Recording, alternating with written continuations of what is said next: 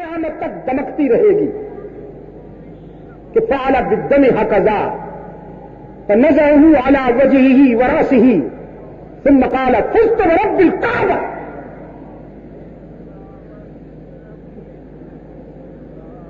ابھرتے ہوئے خون سے اپنے دونوں ہاتھوں کو بھرا اور خون کا چلو بھر کر اپنے چہرے پہ ملا، پھر اپنے سر پہ ملا اور پھر نعرہ لگایا رب کعبہ کی قسم کہ میں کامیاب ہو گیا، مجھے تو منزل مل گئی. رب کعبہ کی قسم کہ مجھے تو منزل مل گئی، میں کامیاب ہو گیا. عامر بن طفیل کے دربار میں بیٹھے ہوئے قبائلی ایک دوسرے کو سوالیہ نظروں سے دیکھتے ہیں، یہ کیسے لوگ ہیں، مر رہا ہے اور کہتا ہے مجھے منزل مل گئی. یہ موت سے نہیں ڈرتے، موت ان سے ڈرتی ہے. پھر آگے چل کر انہی میں سے جو عامر بن طفیل کے دربار میں بیٹھے تھے متعدد کرداروں نے جب اسلام قبول کیا تو کہنے لگے اظہار تو ہم آج کر رہے ہیں، اصل میں ہم اسی دن مسلمان ہو گئے تھے جس دن عامر بن طفیل کے دربار میں رحمت للعالمین کے غلام نے بوقت شہادت یہ نعرہ لگایا تھا رب کعبہ کی قسم کہ میں کامیاب ہو گیا. ہمارے ضمیر نے اسی دن تسلیم کر لیا تھا کہ یہ مذہب جھوٹا نہیں ہو سکتا، جس کے ماننے والے موت سے نہیں ڈرتے، موت ان سے ڈرتی ہے. شہید قرآن کی زبان میں زندہ ہوتا ہے. شہید قرآن کی زبان میں زندہ ہوتا ہے. قرآن کہتا ہے شہید کو مردہ کہو بھی نہیں، مردہ سوچو بھی نہیں، اس لیے کہ شہید کی موت پوری قوم کی زندگی کی تمہید بنتی ہے. قومیں زندہ ہوا کرتی ہیں شہیدوں کی موت سے. یہ قوم زندہ نہیں ہوئی اسماعیل شہید کی موت سے. میں آپ سے پوچھتا ہوں یہ آزادی کی دولت جو آپ کو ملی ہے قربانیاں دینے والوں کے نتیجے میں اللہ نے کرم کیا نا، یا انگریز کے گھوڑے خرخرا کرنے والوں کی مہربانیوں سے آپ کو یہ آزادی ملی ہے؟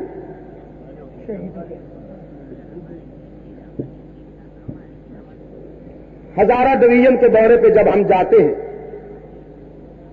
تو کوشش کرتے ہیں کہ بالا کوٹ کے شہید کے مرکز پہ بھی ذرا جائیں. ابھی میرا بھائی جس طرح کے فرما رہے تھے اللہ والوں کے مرکز پر ہم جایا کرتے ہیں اس لیے کہ وہاں جا کر موت یاد آتی ہے. ہم اللہ سے دعا کرتے ہیں کہ الہ العالمین اپنے ان بندوں کے راستے پر ہمیں بھی چلنے کی توفیق عطا فرما. میں جب لاہور جاتا ہوں تو کوشش کرتا ہوں حضرت علی حجویری رحمت اللہ علیہ کے مرکز پر جانے کی. ابھی ہم جب دلی گئے تو خواجہ نظام الدین رحمت اللہ علیہ کی قبر پہ بھی گئے.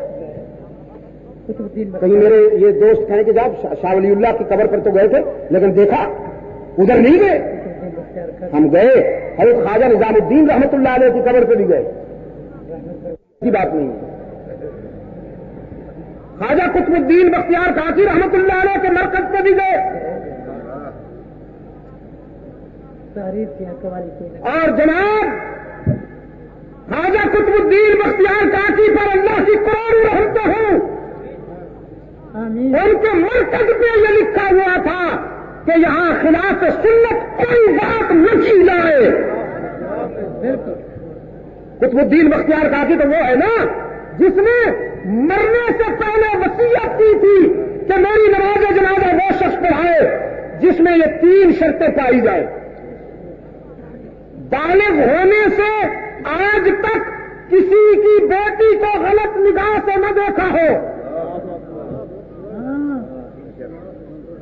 ایک. دوسری شرط یہ کہ تکبیر اولا کبھی قضا نہ ہوئی ہو.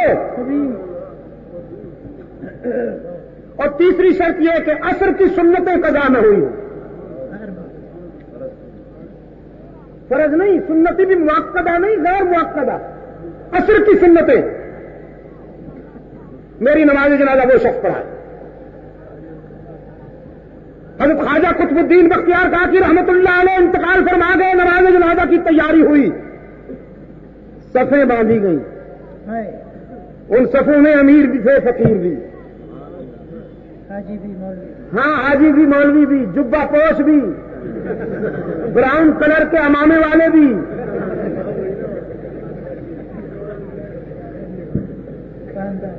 جبہ دستار کے نامور شاہکار. جب اعلان ہوا حضرت کے خدام میں سے کسی نے اعلان کیا وصیت ہے مرحوم کی، جو شخص ان 3 شرطوں پہ پورا اترتا ہے وہ نماز جنازہ پڑھانے کے لیے آگے بڑھے. سب چپ ہو گئے.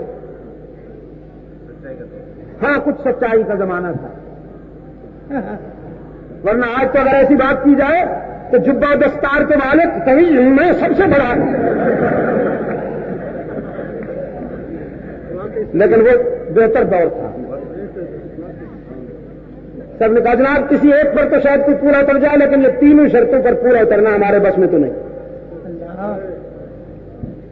ہزاروں کا اجتماع صلی اللہ کا، اور بار بار اعلان کیا جا رہا ہے جو شخص ان 3 شرطوں پر پورا اترتا ہے وہ آگے بڑھے. تو پھر ایک شخص آگے نکلا. وہ کوئی گدی نشین تعویذ فروش نہیں تھا، وہ اس وقت کا بادشاہ سلطان شمس الدین التمش تھا. پھر ولایت کسی گھر کی لونڈی نہیں ہے کہ صاحب یہ کسی خاص خاندان کے لیے مخصوص ہے. نہیں، مسند اقتدار پر بیٹھنے والے بھی کچھ ایسے یزداں شناس اور باخدا ہو سکتے ہیں. رحمت اللہ علیہ سلطان شمس الدین التمش آگے بڑھے، آنکھیں برس رہی تھی، آنسو کی برسات میں کہنے لگے میرے رب اور میرے درمیان یہ راز تھا. کیا ہے؟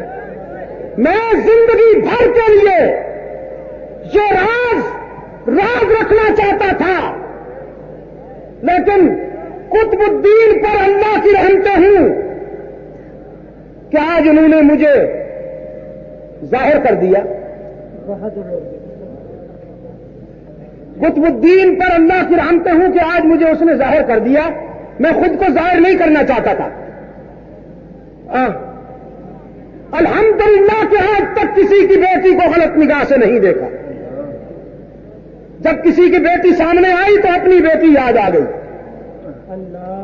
ہم نے مجنو پہ لڑکپن میں اسد سنگ اٹھایا تھا تو سر یاد آیا. آج تک کسی کی بیٹی کو غلط نگاہ سے نہیں دیکھا.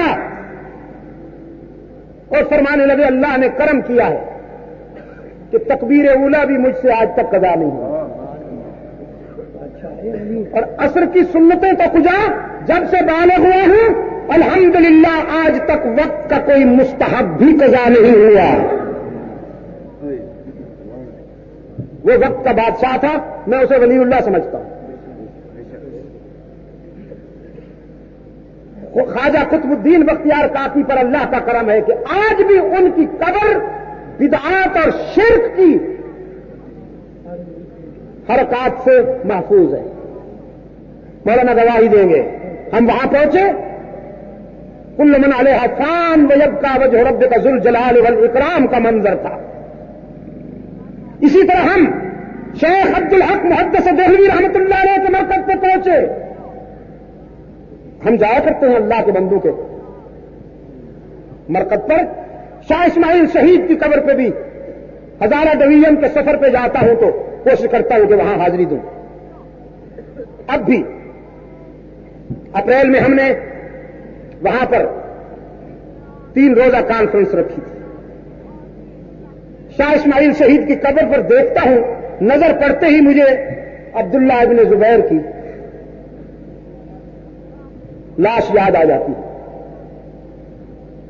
ایک ظالم حکمران کے سامنے کلمہ حق بلند کرنے کی پاداش میں عبداللہ ابن زبیر رضی اللہ تعالی عنہ کو سولی پہ لٹکایا گیا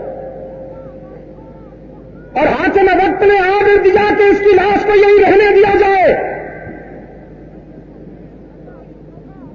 تاکہ لوگ یہ دیکھیں کہ ہمارے سامنے گستاخی کرنے والوں کا انجام کیا ہوتا ہے. ایک عرصے تک وہ لاش سولی پہ لٹکی رہی، دیکھنے والے دیکھتے تھے۔ ایک دن ابن زبیر رضی اللہ تعالی عنہ کی والدہ اپنے بیٹے کی لاش کو دیکھنے کے لیے چلی آئی، حضرت اسماء رضی اللہ تعالی عنہ۔ بہت سے لوگ اس خاتون کے ساتھ ساتھ چلے آئے کہ دیکھیں بیٹے کی لاش پر نظر پڑنے کے بعد ایک ماں کا رد عمل کیا ہوتا ہے۔ بیٹے کی لاش کو دیکھ کر ایک ماں کیا کرتی ہے ذرا دیکھیں تو۔ لیکن وہ مکتب مصطفی کی فیض یافتہ تھی، صبر و استقامت کے گر جانتی تھی، لخت جگر کی لاش کے قریب آئی، بال نہیں نوچے، گریبان نہیں پھاڑا، ماتم نہیں کیا، لخت جگر کی لاش پر نظر پڑتے ہی کہنے لگی شاباش میرے بیٹے، شاباش تو نے میرے دودھ کا حق ادا کر دیا۔ حلالی بیٹے ایسے ہوتے ہیں، ظالم حکمران کے سامنے کلمہ حق بلند کیا نا، جھکا تو نہیں، بکا تو نہیں، شاباش میرے بیٹے میں تجھ پہ فخر کرتی ہوں۔ اور پھر لوگوں کی طرف دیکھ کر کہنے لگی مبارکباد دو مجھے، میرا بیٹا کتنا اچھا خطیب ہے، تختہ دار پہ بھی آزادی کا خطبہ دے رہا ہے، تختہ دار پہ بھی حریت کا خطبہ دے رہا ہے کہ چل جائے کٹ کے سر تیرا نیزے کی نوک پر، لیکن تو ظالموں کی اطاعت نہ کر قبول۔ شاہ اسماعیل شہید رحمت اللہ علیہ کی قبر پر ایک پتھر لگا ہوا ہے، میں اسے کتبہ اس لیے نہیں کہتا کہ وہ باضابطہ تراشا نہیں گیا، یوں ہی لمبا سا ایک پتھر ہے، مختلف کونے ہیں اس کے اوپر کسی خوشنویس کی نہیں روشن ضمیر کی تحریر ہے، سرخ رنگ کے حروف کے ساتھ لکھی ہوئی۔ اگر نوجوانوں آپ کا ذوق چاہے تو وہ لکھ لیجئے۔ فرمایا اے ذبیح اللہ اسماعیل ماں، اے ذبیح اللہ اسماعیل ماں، شد ندایت سور اسرافیل ماں، خون خود را در کہو کو سار ریخت، خون خود را در کہو کو سار ریخت، لیت بیجے حریت در ہند بیخت، اے راہ حق میں جان قربان کرنے والے ہمارے پیارے اسماعیل، تیری صدائے حریت تو بر صغیر میں سور اسرافیل بن کر گونجی کہ تو نے غفلت کی نیند سونے والوں کو بیدار کر دیا، صرف بیدار نہیں انہیں موت کے تعاقب میں لا کھڑا کیا۔ پیارے اسماعیل تو نے اپنے خون شہادت کی بارش برسا دی، بالا کوٹ کے سنگریزے تیرے خون شہادت سے سرخ ہو گئے، ان کے کپڑے مجاہدین کے کپڑے، مجاہدین کے ہونٹ شہادت کے خون سے سرخ ہوا کرتے ہیں، پان سے نہیں۔ اور جو بیچارے پان پہ ہی گزارا کرتے ہیں وہ ان مجاہدوں کو کیسے مسلمان مان لیں؟ ان کے ہاں تو وہی مسلمان ہو نا جو پان ہی کی رنگینیوں میں زندگی گزار رہا ہو۔ وہ فریب خوردہ شاہی کے پلاہو کرگسوں میں، وہ فریب خوردہ شاہی کے پلاہو کرگسوں میں، اسے کیا خبر کہ کیا ہے رو رسم شاہبازی۔ خوردہ ملا جو پلاہو 11ویں میں، اسے کیا خبر کہ کیا ہے رو رسم سرفروشی. تو نے اپنے خون کے ذروں سے بالا کوٹ کی سرزمین کے سنگریزوں کو سرخ کر دیا، لیکن تیرے خون کی ایک ایک بوند تحریک آزادی کی تمہید بن گئی. نانے والوں، ایوبیا کی سرزمین نوحہ کنا ہے تمہارے چونچلوں پر، نتھیا گلی کا ریسٹ ہاؤس نان ماتم کنا ہے تمہارے اللے تللوں پر.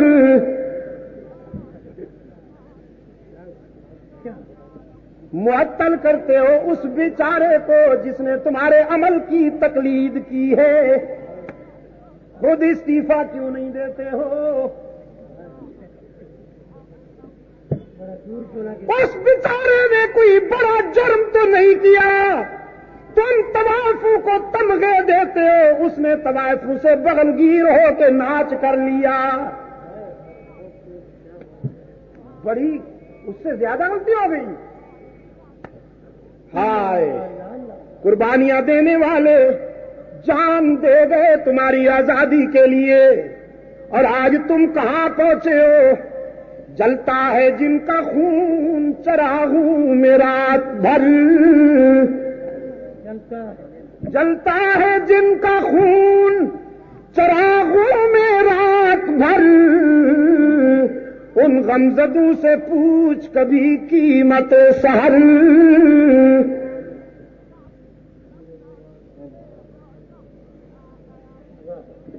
شہادت کے وقت نعرہ لگایا فزت ورب الکعبہ، اور ادھر ویر مہونا پر جام شہادت پینے والے 70 قاری جنہیں رحمت عالم صلی اللہ علیہ وسلم نے دعوت و تبلیغ کے مشن پہ بھیجا تھا کہ جاؤ بنو سلیم کے قبائل میں اسلام کی تبلیغ کرو، لیکن اسی عامر بن طفیل کی سازش پر ان 70 قاریوں کا محاصرہ کیا گیا، رات کی تاریکی میں شب خون مارا گیا.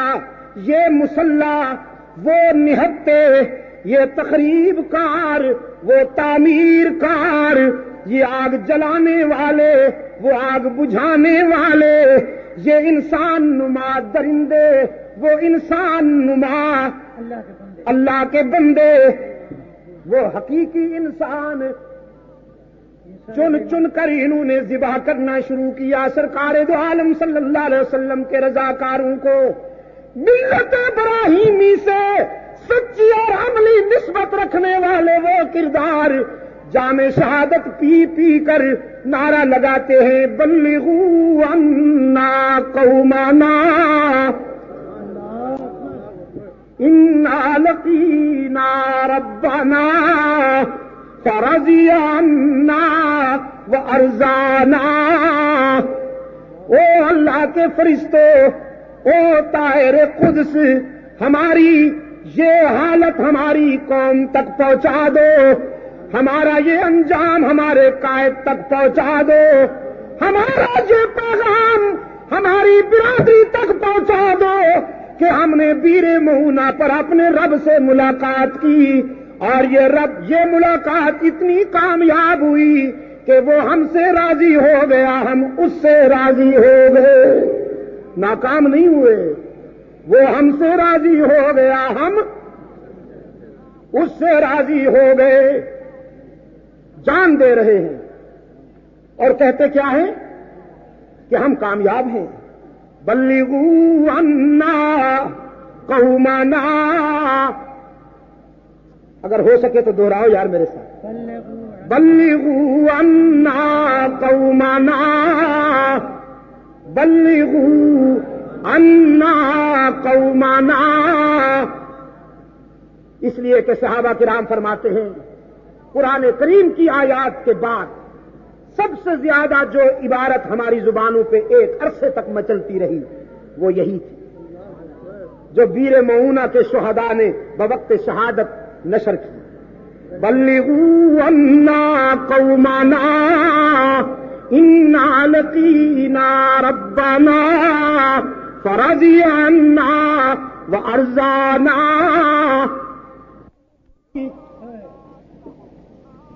وہ پیکر رحمت، وہ حریف جاں کا بھی چارہ گر، وہ قاتل کو معاف کرنے کا ذوق رکھنے والا محمد صلی اللہ علیہ وسلم، وہ فاتح بن کر مکہ میں داخل ہونے والا، لا تثریب علیکم اليوم کا پیغام نشر کرنے والا رحمت للعالمین، جب اپنے شاگردوں کی یہ مظلومیت سنتا ہے بے ساختہ آنکھیں برستی ہیں، آنسوں کی برسات میں قنوت نازلہ پڑھتے ہیں، صبح کی نماز میں رکوع کے بعد اور سجدے میں جانے سے پہلے کھڑے ہو جاتے ہیں رحمت عالم، اور ان ظالموں کے لیے ہلاکت کی دعا کرتے ہیں جنہوں نے بیر مہونہ پر تبلیغی جماعت کے رضاکاروں کو ذبح کیا تھا.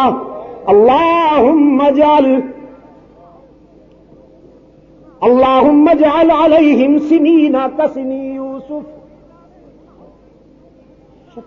اللہم اجعل علیہم سنین کسنی یوسف، اللہم شتت شملہم، اللہم دمر دیارہم، اللہم فرق جمعہم.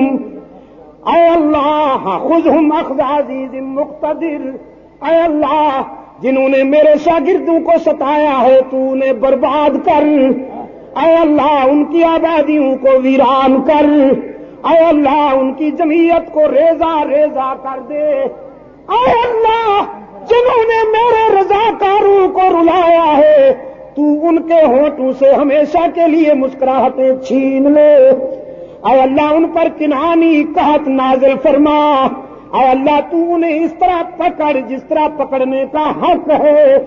پھر محمد عربی کا تیر نشانے پہ لگا، محمد کے مقتدر خدا نے ایسا پکڑا کہ طاعون کی وبا کی الغار میں آ گئے، سب کو پشت پر گلٹیاں نکل آئیں، وہ اتنی بڑھ گئیں کہ چل بھی نہیں سکتے تھے، ان وزنی پانی کی گلٹیوں کے ساتھ زمین پر تڑپ تڑپ کر کتے کی طرح جان دے دی اور سب ہلاک ہو گئے.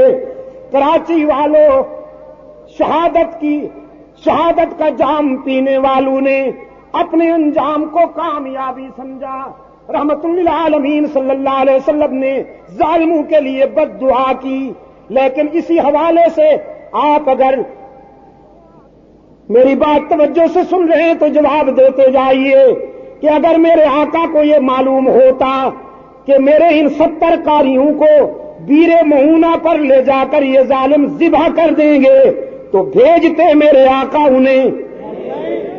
بنو سلیم کا وہ وفد جو انہیں لینے کے لیے آیا تھا، مکر اور فریب کی بنیاد پر، سازش کی بنیاد پر کہ ہم انہیں لے جائیں دوستی کے عنوان سے اور وہاں جا کر ذبح کر دیں، اگر میرے آقا کو یہ معلوم ہوتا کہ سازش کے تحت لیا جا رہا ہے تو بھیجتے انہیں، لیکن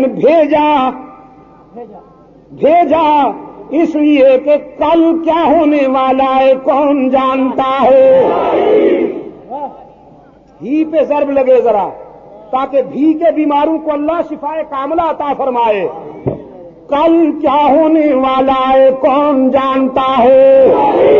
قرآن کریم نے فرمایا وَعِندَهُ مَفَاتِحُ الْغَيْبِ لَا يَعْلَمُهَا إِلَّا هُوَ وَيَعْلَمُ مَا فِي الْبَرِّ وَالْبَحْرِ وَمَا تَسْقُطُ مِنْ وَرَقَةٍ إِلَّا يَعْلَمُهَا وَلَا حَبَّةٍ فِي ظُلُمَاتِ الْأَرْضِ وَلَا رَطْبٍ وَلَا يَابِسٍ إِلَّا فِي كِتَابٍ مُبِينٍ. غیب کی چابیاں کس کے پاس ہیں؟ غیب کی چابی نہیں، چابیاں وَعِندَهُ مَفَاتِحُ الْغَيْبِ، چابی نہیں، کیز ناٹ کی، اسی کے پاس ہیں غیب کی چابیاں، چابیوں کا گچھا. جزاک اللہ، صدر ہو تو ایسا ہو. اسی کے پاس ہے غیب کی چابیوں کا گچھا، اس میں چھوٹیاں بھی بڑی بھی ساری چابیاں اس کے پاس۔ او قرآن، تیری عظمت کے صدقے جاؤں، تو نے عجمی فنکاروں کے لیے کوئی گنجائش ہی نہیں چھوڑی۔ اگر ایک چابی کی بات ہوتی تو فنکار کہتے بڑی چابی رب کے پاس ہے اور چھوٹی چابیاں حضرت صاحب دے کول نجی بادشاہ۔ انتخابی نشان تو کیا قرآن کہتا ہے وَعِندَهُ مَفَاتِحُ الْغَيْبِ، اسی کے پاس ہیں غیب کی، وہ دور والے بھی بولیں ذرا، اسی کے پاس ہیں غیب کی،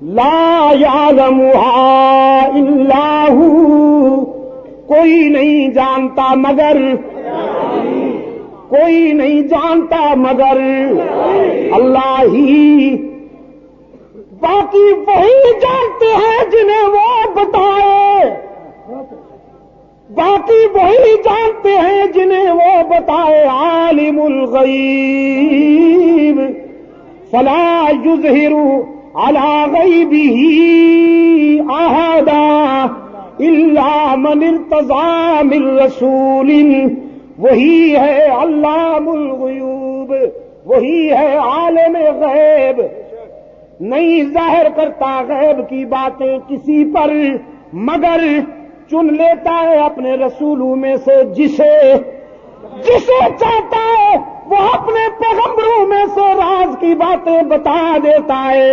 او مولوی، جب بتا دیا جائے تو غیب نہیں رہتا۔ فلا یظہر، نہیں پس نہیں ظاہر کرتا، فلا یظہر علی غیبہ احدا، پس نہیں ظاہر کرتا غیب کسی ایک پر، الا من ارتضی من رسول، مگر چن لیتا ہے رسولوں میں سے جسے چاہے۔ جب ظاہر ہو جائے تو غیب نہیں رہتا، غیب ہے ہی وہی جو ظاہر نہ ہو۔ اس لیے انبیاء عالم تو ہیں لیکن عالم وحی ہیں، خدا عالم غیب ہے، ان کو نہ بتایا جائے تو یہ نہیں جانتے، اسے کوئی نہ بتائے تو وہ سب کچھ جانتا ہے۔ اس لیے بتاؤ علام الغیوب کون؟ ہی پہ زور دینا ہے ذرا آج، علام الغیوب کون؟ یہ باتیں تو ہوتی رہتی ہیں میمن سوسائٹی میں، ہاں؟ اللہ سلامت رکھے میرے ان ابابیلوں کو۔ روشن ہونے والی شمع پوری دنیا میں پہنچ رہی ہے۔ ولی اللہ روڈ پہ بیٹھے، شاہ ولی اللہ روڈ پر، تو شاہ ولی اللہ ہی فکر کی باتیں ہو رہی ہیں تو ذرا جم کے ہو جائے۔ مجھے احساس ہے اس بات کا کہ یہ کیا کر رہی ہے، گھڑی کیا کر رہی ہے، کہیں نہیں، وہ اس لیے بات اصل میں یہ ہے، میں تو چلا جاتا 4 تک، کل بھی تو ہم نے شمع جلانی ہے نا وہاں، کل بھی تو شمع جلانی ہے، اس لیے سیرت عثمان ذو النورین پہ تو باتیں ہونی ہے، کل یہ تو تمہید ہے۔ آج تو ہم اساس اور بنیاد رکھ رہے ہیں، فاؤنڈیشن، اور اسلام میں تمام افکار و خیالات کی بنیاد اللہ کی توحید ہے، اللہ کی توحید ہے۔ یہ خست اول ہے، خست اول، خدا نخواستہ یہ کج ہو جائے تو پوری عمارت کج ہو جائے گی۔ اس لیے عزیز دوستوں بتائیے آنے والی کل میں کیا ہونے والا ہے کون جانتا ہے؟ علام الغیوب کون؟ ہر جگہ موجود، انسانی جبین کی عاجزیوں کے لیے سچا مسجود، کارساز و دستگیر، حاجت روا، مشکل کشا، اللہ بھی کتنے چھوٹے سے الفاظ ہیں، لیکن یہی ہے ما بہل امتیاز. مکہ والے کہتے تھے اللہ بھی، اور رحمت للعالمین کے رضاکار کہتے تھے اللہ ہی. ایک مولوی صاحب بڑے غصے میں تھے اور مجھے جی بھر کے گالیاں دے رہے تھے، جو اس کے اپنے پاس تھیں وہ بھی، اور جو خاندانی نقطہ نظر سے ملی تھیں وہ بھی. ساری گالیاں جتنی بھی اس کے پاس تھیں وہ ساری دے رہے تھے مجھے، اور کہنے لگے یہ کہلواتا ہے ہی. شیطان نے بھی یہی کہتا اللہ ہی. میں نے کہا پھر اس کا مطلب یہ ہے کہ تم بھی کہتے ہو، مان لیا نا تم نے. شیطان نے تو اصل میں یہ کہا تھا کہ میں سجدہ انسان کے سامنے کیوں جھکوں، انسان کی عظمت کا اقرار کیوں کروں، یہ تو مٹی سے بنا ہے، میں تو شعلے سے بنا ہوں، میں شعلے سے بنا ہوں، یہ خاکی ہے. انسان کو حقارت کی نظر سے دیکھا اس نے. نبی کی بشریت کا انکار کیا اس نے، تو پھر رجیم ہوا کہ نہیں، مردود ہوا. اس کے معنی یہ ہے کہ نبی کی بشریت کا انکار کرنا سب سے پہلے کس نے شروع کیا؟ مسٹر ابلیس نے. سب سے پہلے پیغمبر کی بے داغ بشریت کا انکار کس نے کیا؟ ابلیس نے، کہ میں خاکی کا سجدہ کروں. سجدے کا تو انکار نہیں کیا. اسجد لبشر، قرآن کریم کے جو الفاظ ہیں، اسجد، میں بشر کا سجدہ کروں. کیا مطلب؟ سجدہ تو کرتا ہوں لیکن اس کا نہیں. حاجی صاحب مجھے فرماتے ہیں آئیے شاہ صاحب یہاں تقریر کیجئے. میں کہوں یہاں کروں؟ چوک پر ادھر سے آوازیں ادھر سے آوازیں، یہاں کروں؟ اس کے معنی یہ ہے کہ تقریر تو کروں گا لیکن یہاں نہیں. حضرت پانی پیجئے اور میں گلاس دیکھوں کہ وہ تو شیشے کا نہیں، سلور کا ہے، میلا ہے، گلاس لے کر میں کہوں اس میں پیوں، مطلب یہ ہے کہ پانی تو پیوں گا لیکن اس گلاس میں نہیں. تو ابلیس نے کہا اسجد لبشر، سجدہ تو کروں گا لیکن اس کے آگے نہیں جھکوں گا، اس کی عظمت کو نہیں مانوں گا. بشریت کا انکار کیا تو مردود ہو گئے. اور اب بھی جو پیغمبر کی بے داغ بشریت کا انکار کرے گا وہ بھی مردود ہوتا ہے. جیسے شیطان کو جنت سے نکالا گیا ہے، بشریت کے منکرین کو حرمین سے نکالا گیا ہے. باقی باتیں انشاءاللہ کل ہوں گی. بھائی پیغام حق و صداقت، میرے 12 خطبات، بیٹھیے، ابھی اٹھنے کی اجازت نہیں، بیٹھ جائیے، بالکل ہلنے کی بھی اجازت نہیں. جو میرے دوست ہیں بیٹھ جائیں. یہ 12 خطبات ہیں انڈیا کے مرکزی مقامات پر جو ہوئے. اس کے 2 ایڈیشن دیوبند سے شائع ہو کر انڈیا میں ختم ہو چکے ہیں. اب پاکستان میں اسے شائع کیا گیا ہے. یہ توحید و رسالت، عظمت صحابہ کے موضوعات ہیں جو انشاءاللہ آپ کے مطالعے سے فکر و نظر میں روشنی بھریں گے. اس کا ضرور مطالعہ کیجیے، خود بھی اور اپنے بچوں کو بھی اور اپنے حلقہ آباد میں بھی. دعا کے بعد آپ کو وہاں توکل کیسٹ والوں سے یہ مل سکے گی. اور ہمارے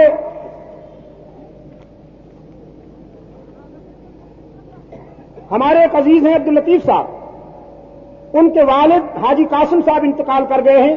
اللہ تعالیٰ انہیں غریق رحمت فرمائے. ان کے لیے آپ نے دعا کرنی ہے. حاجی طاہر محمد صاحب کے لیے بھی آپ نے دعا کرنی ہے، میمن برادری کے ایک بزرگ. اور اسی طرح اما عائشہ مرحومہ کے لیے بھی آپ نے دعا مغفرت کرنی ہے. دوسرے کچھ بیماروں کے لیے احباب نے درخواست کی ہے کہ اللہ سے دعا کریں، اللہ انہیں شفا کاملہ عطا فرمائے. ان کے لیے بھی آپ نے دعا کرنی ہے اللہ سے. کل زندگی رہی تو انشاءاللہ سعید آباد میں گفتگو ہوگی. اللہم صلی علی سیدنا و مولانا محمد النبی الأمی وعلی آلہ واصحابہ وبارک وسلم. ربنا آتنا فی الدنیا حسنہ وفی الآخرۃ حسنہ وقنا عذاب النار. اللہم احفظنا من کل بلاء الدنیا وعذاب الآخرہ. اللہم ارنا الحق حقا وارزقنا اتباعہ وارنا الباطل باطلا وارزقنا اجتنابا منہ. اے اللہ عالم اسلام کی مدد فرما، مسلمان جہاں کہیں مظلوم ہیں ان کی دستگیری فرما، فلسطین کے مسلمانوں کی مدد فرما، افغانستان کے مسلمانوں کی مدد فرما، الہ العالمین بر صغیر کے مسلمانوں کی مدد فرما، پاکستان کو امن و سلامتی کا گہوارہ بنا۔ اے اللہ پاکستان کو قرآن و سنت پر مبنی آئین عطا فرما، دور خلافت راستہ کے مطابق منصفانہ طرز زندگی سے ہمکنار فرما، تمام روحانی جسمانی بیماروں کو اے اللہ شفائے کاملہ عطا فرما۔ جن دوستوں نے اس سلسلے میں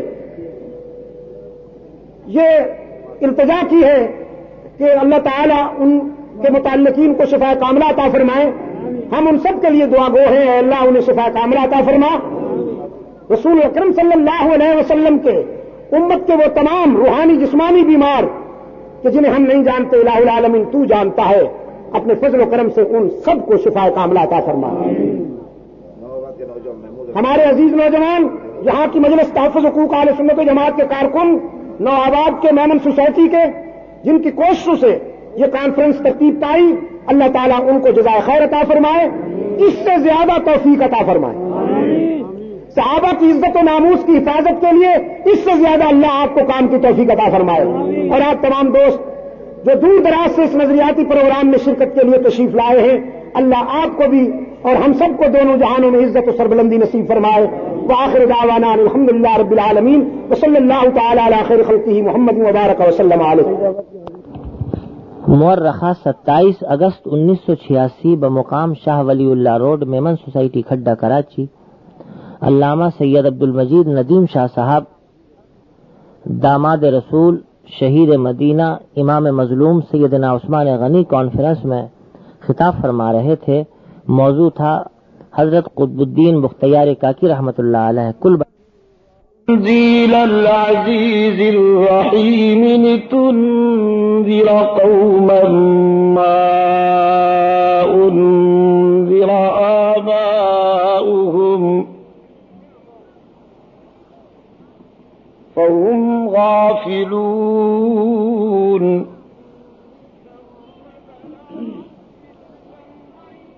لقد حق القول على أكثرهم فهم لا يؤمنون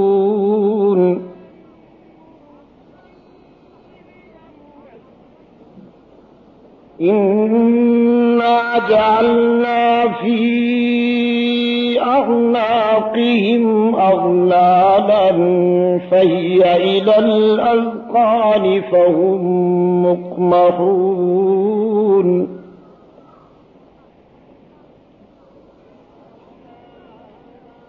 وجعلنا من بين أيديهم سدا ومن خلفهم سدا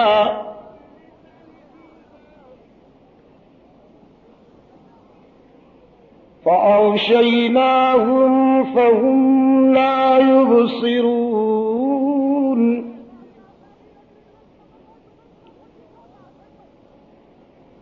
وسواء عليهم أأنذرتهم أم لم تنذرهم لا يؤمنون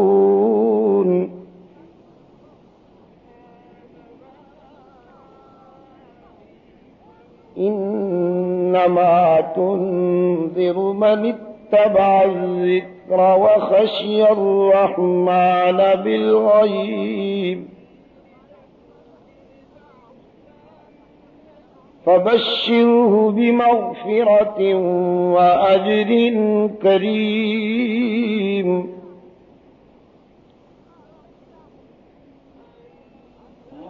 إنا نحن نحيي الموتى ونكتب ما قدموا وآثارهم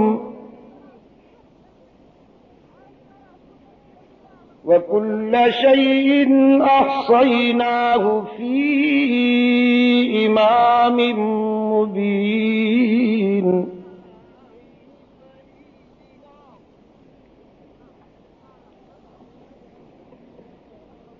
واضرب لهم مثلا أصحاب یہ ہے قیامت تک دمکتی رہے گی، کہ فعل بالدم هكذا فنزعه على وجهه وراسه ثم قالت